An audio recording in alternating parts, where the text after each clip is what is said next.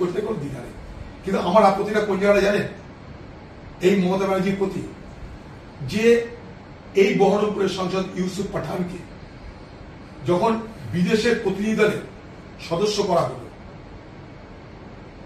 দেখুন ভারতবর্ষে সব থেকে বেশি মুসলমান বাস করে উত্তরপ্রদেশে, তারপরে হচ্ছে পশ্চিমবঙ্গ।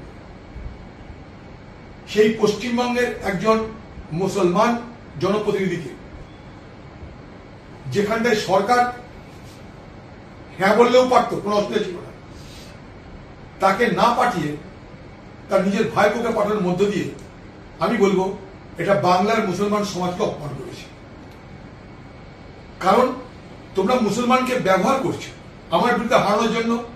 একজন মুসলমান পার্সোনালিটিকে, তার খ্যাতি আছে, তার প্রতিপত্তি আছে, তার পরিচয় আছে, তাকে তোমরা ব্যবহার করবে।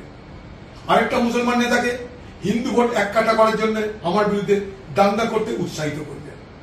তাহলে মুসলমান সমাজের নেতারা, প্রতিনিধিরা, তারা কি শুধুমাত্র মমতার জন্য ব্যবহৃত অস্ত্র হবে, না তাদের নিজস্বতা থাকবে? কেন ইউসুফ পাঠানকে বিদেশে পাঠানো হলো না? কেন?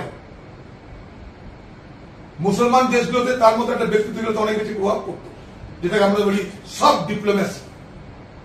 সেই সফট ডিপ্লোম্যাসিতে অনেক প্রভাব পড়ত। কেন তাকে যেতে দেওয়া হলো না? মমতাজি কোন অধিকার যেতে দিল না তাকে? এই সরকার শশী থারুরকে পছন্দ করেছিল, গেছে, আমরা কি আপত্তি করেছি? করতে পারে, আলোচনা করলেই আমাদের মধ্যে আলোচনা করতে পারত। কিন্তু সেখানটাই মমতাজি কোন রাগে, কোন বিদ্বেষে ইউসুফ পাঠানকে প্রতিনিধি দলে সামিল করলো না?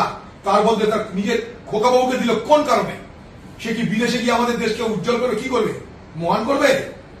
আমার জানতে চাইবে, এটা একটা প্রশ্ন।